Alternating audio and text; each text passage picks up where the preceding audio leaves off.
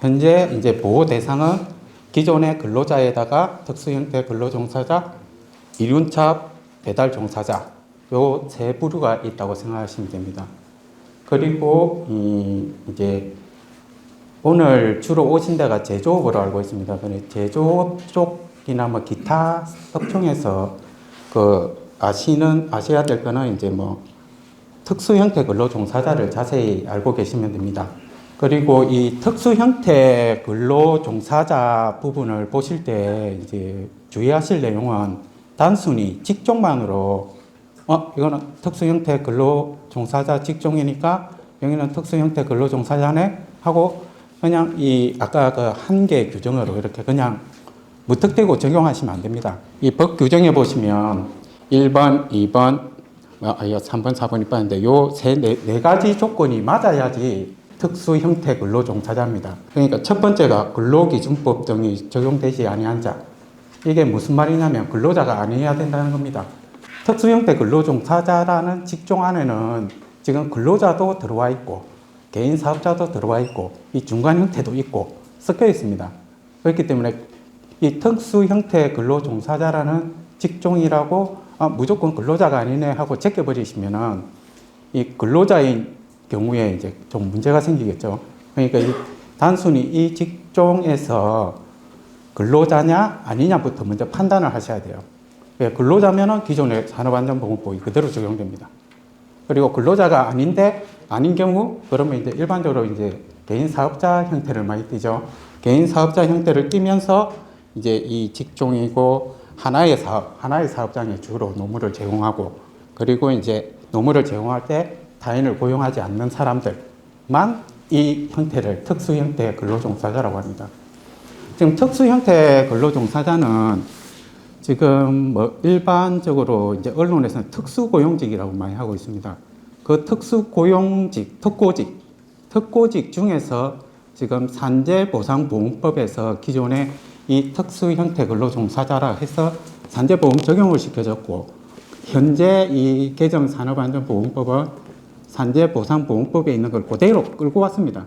그러니까 현재 특수 형태 근로종사자라는 법적인 용어는 산업안전보건법하고 산재보상보험법에만 이제 그 9개 직종, 그 직종에서만 이제 사용되고 그 9개 직종이면서 근로자가 아니고 뭐 이런 3번, 4번 형태를 취하고 있는 경우입니다. 그러니까 이 특수 형태 근로종사자는 지금 뭐 이런 근로자, 이런 순수한 특수 형태 근로종사자, 개인 사업자 요 세 가지 특징을 다 가지고 있고 그 중에서 이제 이 근로자성 여부가 다툼이 많습니다. 현재도 아시다시피 뭐 대리기사가 근로자다. 최근에 뭐 언론에도 뭐 그렇게 판정이 난 경우도 있다.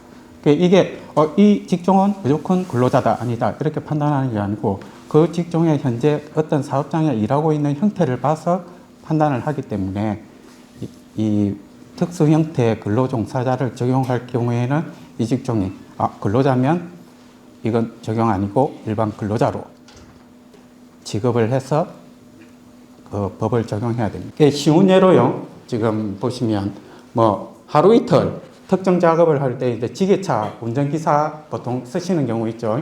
일반 업체라든지 이런 경우. 하루 이틀 뭐 장비 업체가 이제 들어왔어요. 들어와가지고 운전 업무를 하는데, 자, 그 일반적으로 장비 업체가를 부르면 그 장비 업체 사장이 직접 차주가 와서 운전하는 경우가 있고, 장비 업체 근로자가 와서 운전을 하는 경우가 있습니다. 그런 경우에는 하루 이틀 아까 그 보면 상시 근무하시는 분 아니죠? 그 특수고용직에서 장비기사인데 하루 이틀 와서 잠시 일하고 가시는 분인데 장비업체 소속 근로자가 와서 운전을 하시면 이게 기본적으로 도급관계가 됩니다. 사용하시는 업체하고 도급관계가 되시고 장비업체 소유자가 직접 오셔서 운전 업무를 우리 사업장에 와서 한다? 그러면 그 운전자는 기본적으로 개인 사업자가 됩니다. 이 특고직 적용을 안 받습니다. 이런 경우 두 번째 경우 이 경우는 특고직으로 특수고용 형태직 종사자로 적용을 받지 않고 일반 우리 도급관계냐 뭐 개인 사업자 관계냐 그런 형태가 되고 지금 보시면 이제 좀 대규모 업체 이런 데 보시면 지게차 장비 소유주를 이제 뭐 차량 갖고 있으신 분을 항상 상주에서 운영하시는 회사가 꽤 있거든요. 그런 경우 그 장비업체 장비 차주를 뭐 우리 사업장에 이제 주로 상주해가지고 지게차도 우리 사업장에 놔놓고 뭐 매일 출근해가지고 일을 하면서 흔히 소사장제라고 해가지고 운영하시는 데가 꽤 있거든요.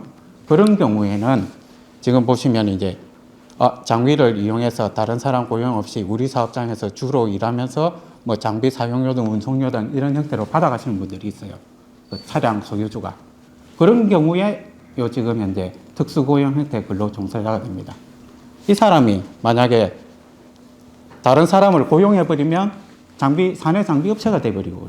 이런 경우는 차주가 직접 이런 형태로만 할 때 그런 경우만 특수고용 형태 근로자가 되고, 나머지에 뭐 이 사람이 다른 사람을 고용해가지고 같이 이렇게 막 한다 이래버리면 이 사람은 수급 하청이 돼버립니다.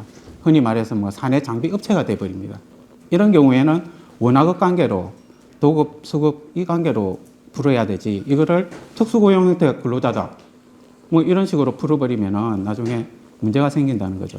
이 특수고용 형태 근로자, 다음 페이지 보시면 이 법에서 특수 형태 근로자 직종으로 정해놓은 겁니다. 보시면 아랫부분에 뭐 학습지 교사 이런 부분은 일반 제조업체하고는 전혀 상관없는 업종이거든요. 이런 뭐 보험 설계사, 뭐 대출 모집인, 골프장 캐디, 이거는 기본적으로 현재까지는 거의 근로자로 인정을 못 받는 직종입니다.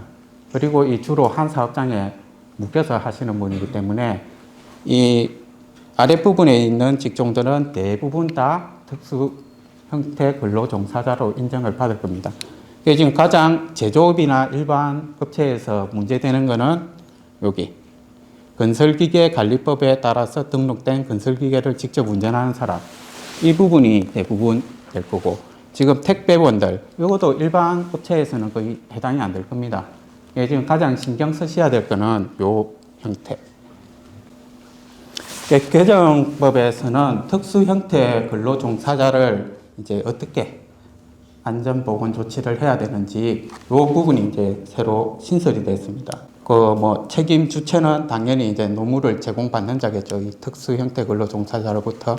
그리고 이제 안전보건 조치는 그 교재에 그 안내 책자에 보시면 8페이지, 9페이지 이렇게 쭉 나와 있습니다. 이거 직종별로 이제 쭉 나와 있는데, 일반 근로자 저희가 안전보건 기준에 관한 규칙이라고 일반 근로자들을 보호하는 규정 중에서 필요한 규정을 집어넣어 놨습니다. 그 규정은 이제 찾아서 요 예시에 나와 있는 거는 다 이행을 하셔야 됩니다. 우리 사업장에 특수형태 근로종사자가 있다. 주로 뭐 건설기계 쪽이겠죠. 그리고 이제 교육 규정이 신설되어 있습니다. 이분들은 안전보건 교육을 근로자처럼 시켜야 되는데, 그 전체 직종 다 해당되는 게 아니고, 건설기계 운전사, 캐디, 택배원, 퀵서비스 기사, 대리운전기사 5개 직종만 해당이 됩니다. 주로 요거겠죠. 일반 업체에서는. 최초 노무 제공 시 2시간, 특별교육 대상인 경우 16시간 이상, 그리고 특별교육을 실시한 경우에는 요 최초 노무 제공 시 교육이 면제됩니다. 요 최초 노무 제공 시 교육은 일반적으로 뭐 저희 채용시 교육이라고 생각하시면 돼요. 채용시 교육. 뭐 특별교육을 하면 따로 채용시 교육을 할 필요는 없다. 그리고 이게 근로자와는 이제 다르게 규정을 했다고 했지 않습니까? 그러니까 이 경우는 이 법 위반이 되면은 일반 근로자가 뭐 이런 안전보건 조치, 근로자를 상대로 사업주가 조치해야 될 안전보건 조치를 미행하는 경우는 일반적으로 형사처벌입니다. 그런데 특수형태 근로종사자는 요 안전보건 조치를 안 한 거나 안전보건 교육을 안 한 거는 현재로서는 과태료, 형사처벌은 따로 규정이 안 정해졌고요. 과태료만 부과하도록 되어 있어서 이거는 이제 일반 근로자하고는 다르게 지금 정해져 있습니다. 그리고 대표이사의 의무 신설입니다. 대상은 주식회사만 해당됩니다. 뭐 개인 사업장 해당 없고요. 뭐 유한회사, 뭐 합명회사 이런 것도 해당이 없습니다. 상법상 주식회사만 해당이 되고, 그 주식회사 중에서도 지금 구체적으로 규정한 거는 근로자 500인 이상, 일반적으로 대기업이겠죠. 상시 근로자 500인 이상을 사용하는 회사나 뭐 시공능력 순위 1000위에 해당되는 건설회사입니다. 이 회사만 이제 2011년 1월 1일부터입니다. 이 시행되는 거는 그 안전보건에 관한 계획, 뭐 회사 정관에 정하는 바에 따라서 경영 방침, 조직, 인원, 역할, 요 비용, 예산, 시설 현황, 전년도 실적, 다음 연도 활동 계획 등 이런 거를 계획을 수립해서 이사회에 보고해서 승인을 받아라. 이렇게 됩니다. 500인 이상 주식회사는 모두 해당이 되기 때문에 내년 1월 1일부터는 이거를 시행해야 됩니다. 그리고 건설공사 발주자. 요것도 뭐 지금 건설업체는 아니지만 혹시 우리 회사에 50억 원 이상 건설공사를 발주하겠다 하시는 회사는 이렇게 하셔야 됩니다. 이제 건설공사 계획, 설계, 시공 단계 조치, 그래서 이제 공사 규모 예산, 사업장 개요, 재감소 대책, 설계 조건 이런 거를 포함된 기본 안전보건 대장이라는 걸 작성해서 설계자에게 주고 이 설계 안전보건 대장을 따로 작성하고 이렇게 하셔야 됩니다. 요거는 1월 16일 이후 설계 들어가는 공사부터. 그러니까 지금부터 이제 우리 사업장에서 내가 50억 원 이상 건설 공사를 해야 되겠다 하는 회사는 이런 규정이 있다는 거 잊지 마시고 꼭 하셔야 됩니다.